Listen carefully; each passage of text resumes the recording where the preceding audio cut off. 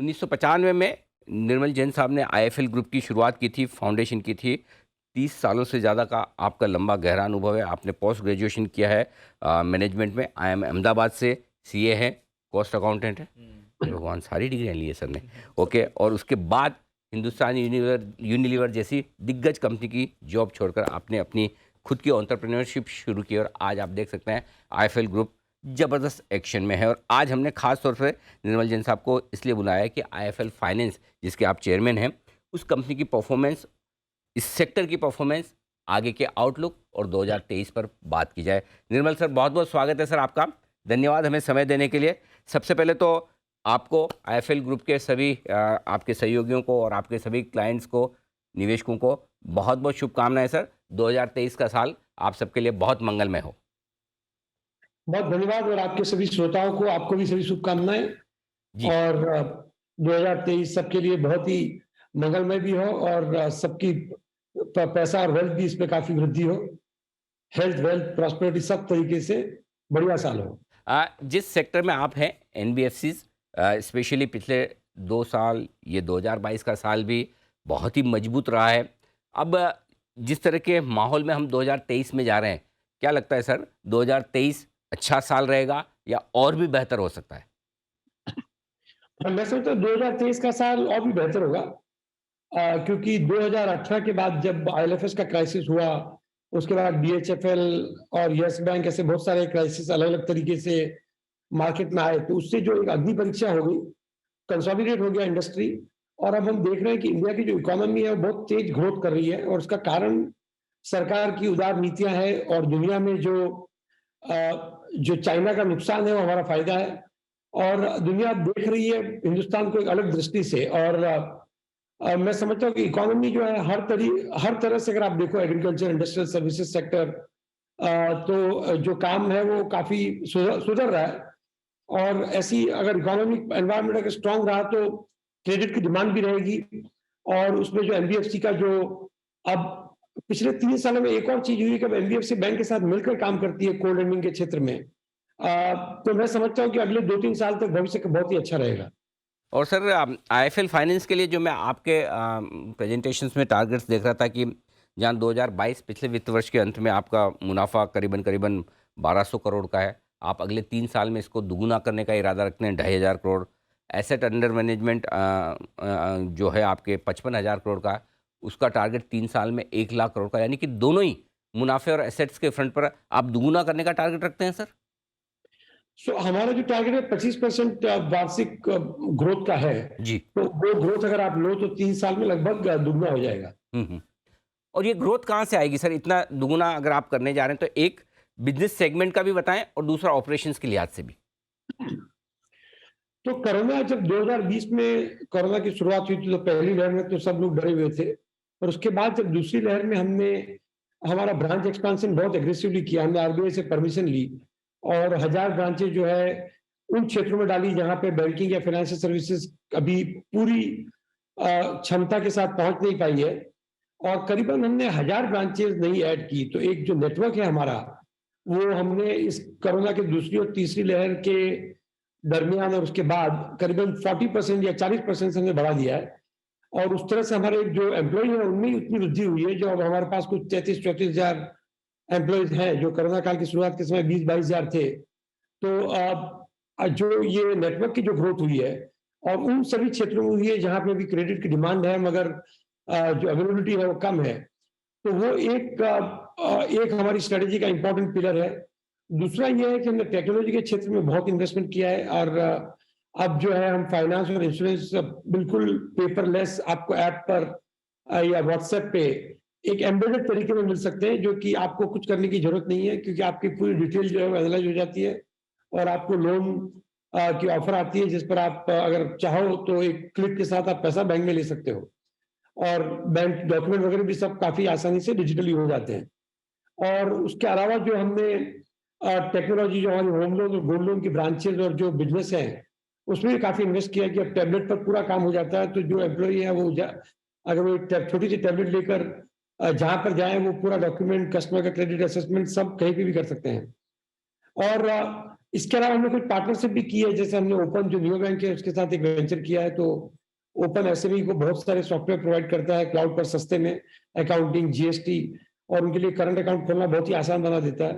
तो उन जिन कस्टमर्स को लोन की जरूरत है, वो अपनी सहमति देते हैं वो उनके डेटा यूज करने के लिए, और डेटा को यूज करके हम उनको लोन बहुत ही अच्छे तरीके से ऑफर कर सकते हैं, क्योंकि जो इंटरेस्ट रेट है वो रिस्क के हिसाब से कैलिब्रेट हो सकती है, और कोई डॉक्यूमेंट या किसी पेपर की जरूरत नहीं होती है, और हमारे पास जो रिच डेटा होता है कि कितना टर्नओवर है, क्या बैंकिंग ट्रांजेक्शन्स हैं, उससे क्रेडिट असेसमेंट में काफी मदद मिलती है।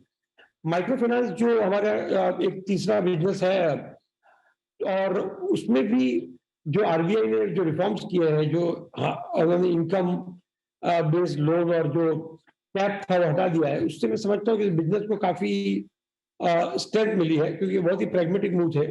और माइक्रो फाइनेंस बिजनेस में हमेशा लोग डरते हैं कि कहीं कुछ ना कुछ प्रॉब्लम आती रहती है, हुँ, हुँ। ज्यादातर प्रॉब्लम लोकल होती है किसी एक स्टेट में, और पिछले 5 सालों में हमने ये पूरा बैलेंस कर दिया है, क्योंकि हम करीबन 18-20 स्टेट या जितने भी सभी प्रमुख राज्य हैं, सब जगह पर हमारी माइक्रो फाइनेंस की ब्रांचेस हैं, करीबन 1000 branches all over the country हैं।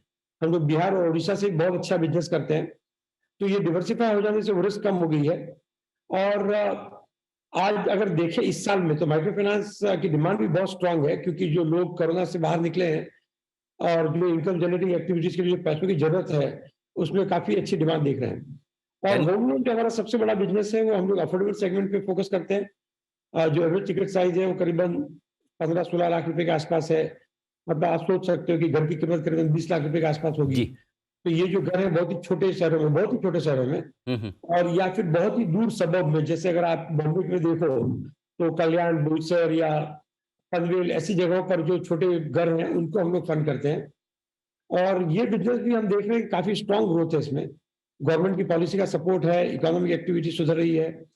तो ये जो 4 मेन बिजनेस हैं, अब इस समय अगर इकोनॉमी जिस तरह से अभी दिख रही है, तो लगता है कि इसमें ग्रोथ करना, मतलब इस समय लग रहा है कि ये लक्ष्य आसानी से हो सकता है।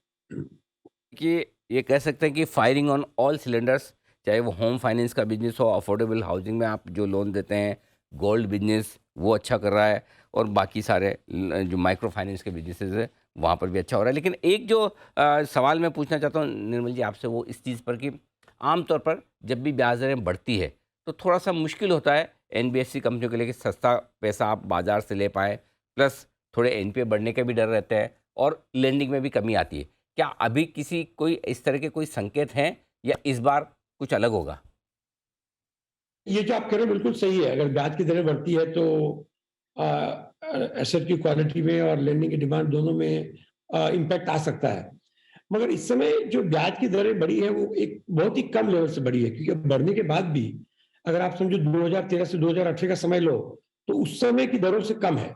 दूसरा क्या हुआ है कि इनकम लेवल्स बढ़ गए हैं, और जैसे अगर आप घर देखो, हाउस, तो पिछले 20 सालों में तो हाउस की डिमांड में मैं समझता हूँ 3 चीजें काम करती है। एक तो कि घर की प्राइसेस कितनी है, आपकी इनकम कितनी है, तीसरा इंटरेस्ट कितना है।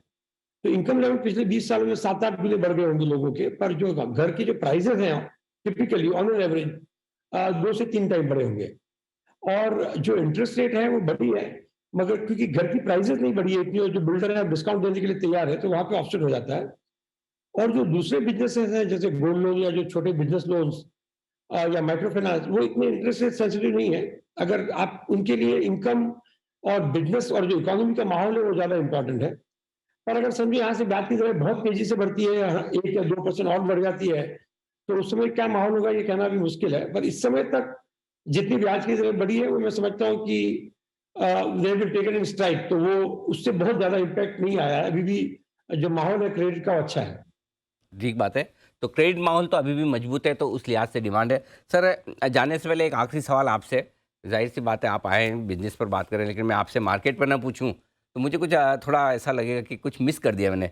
तो ज़रा सर 2023 के लिए थोड़ा बाज़ार के बारे में आपका क्या व्यू है, क्या ओपिनियन है बताएँ सर? तो मेरा ऐसा व्यू है कि इंडिया जो है वो काफी स्ट्रांग इकोनॉमी है और स्ट्रांगली प्लेस्ड है मार्केट में, क्योंकि जो फॉरेनर्स का जो इन्वेस्टमेंट है वो, अच्छा पिछले साल में अगर आपने देखा जब इन्होंने माल बेचा भी, तब जो लोकल सेविंग जो मार्केट में आ रही है वो काफी स्ट्रांग हो गई है और वो एब्जॉर्ब हो जाती है। और अब अगर हम अगले साल देखें तो लोगों के पास इन्वेस्टमेंट करने के लिए, चलो पहले विदेशी निवेशक देखते हैं, फिर हम लोग अपने लोकल, बहुत ज्यादा विकल्प नहीं है उनके पास क्योंकि चाइना की स्थिति कुछ अच्छी नहीं है। और तो इंडिया में पैसा आएगा और जो लोकल सेविंग्स भी है वो काफी स्ट्रांग है और स्टॉक मार्केट में आ रही है एसआईपी के जरिए और डायरेक्ट इन्वेस्टिंग से भी। तो ये रही कैश फ्लो की बात। इकोनॉमिक फंडामेंटल्स भी स्ट्रांग है। अब जो समस्या है, जो दिक्कत आ सकती है वो है कि बहुत ही वॉलेटाइल वर्ल्ड है। कोरोना अगर बहुत तेजी से फैलता है, कहीं वॉर हो जाता है, तो मार्केट में उस समय एक शॉर्ट टर्म के लिए बहुत जिटर्स आ सकते हैं, झटके आ सकते हैं। तो जो इन्वेस्टर्स हैं, ये आप जो अगर इन्वेस्ट करते हैं और अगर आप ट्रेडर नहीं हो, क्योंकि आपके टीवी चैनल पे बहुत सारे ट्रेडर्स और इंट्राडे के लोग भी आते हैं, तो उसमें मेरी कोई एक्सपर्टीज नहीं है। पर जो इन्वेस्ट करना चाहते हैं, आप उतना ही पैसा इन्वेस्ट करो जो, अगर भाव 20-30% घट भी जाए तो आप डरो नहीं, तो आपका पैसा 1 साल या 3 साल में बनेगा। और जो इकोनॉमी स्ट्रांग है, तो पैसे इन्वेस्ट करो और उसे अच्छे स्टॉक में इन्वेस्ट करके छोड़ दो। ट्रेडिंग जो है वो शायद रिस्की हो सकती है वोलेटाइल मार्केट में। बिल्कुल ठीक बात है, वॉलेटाइल बाजार में ट्रेडिंग करने की चेष्टा न करें, लेकिन निवेश के लिए बाजार बहुत ही अच्छे हैं। निर्मल सर, बहुत बहुत धन्यवाद आपका, हमें समय देने के लिए, हमारे दर्शकों से बातचीत करने के लिए। एक बार फिर से आपको नए साल की बहुत बहुत शुभकामनाएं।